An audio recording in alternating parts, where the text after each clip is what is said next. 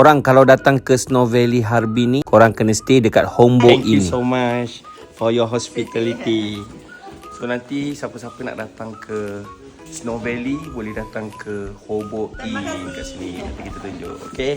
So dia memang best. Owner dia nama Kiuli memang sangat baik. Kalau korang baca dia punya review pun, host dia memang mesra lah. Dia boleh juga cakap English sikit-sikit. Tapi apa pun, kalau korang ber-WeChat dengan dia, senang dia. Dia akan uruskan semua untuk korang. Kalau nak naik private car daripada sini nak balik ke Harbin pun dia boleh uruskan. Package Wusung Link semua pun dia akan uruskan. Memang terbaik lah Kiuli ni. Betul orang cakap bila kita layan tetamu dengan baik, satu hari tetamu tu akan datang balik. Memang host untuk hotel ni buat kita rasa macam nak datang lagi ke sini. Satu pengalaman menarik kami dekat Snow Valley ni sebenarnya, inilah suasana kawasan kampung ni, dan Hombo Inn memang terletak hujung sekali dalam kawasan kampung. Memang cukup privacy dan cantik lah. Yang ni sungai di kawasan kampung ni. Suhu pagi ni negatif 13. Inilah pekan dekat kampung ni. Ada video aku lepas aku jalan waktu malam kan. Ni waktu siang dia. Jadi berakhirlah sudah trip kami dekat Snow Valley. Kita akan bergerak ke Harbin. Singgah dulu jalan-jalan di Harbin. Kemudian kita akan ambil flight malam. Bagi yang nak tengok full itinerary, boleh follow aku dan klik link di bio.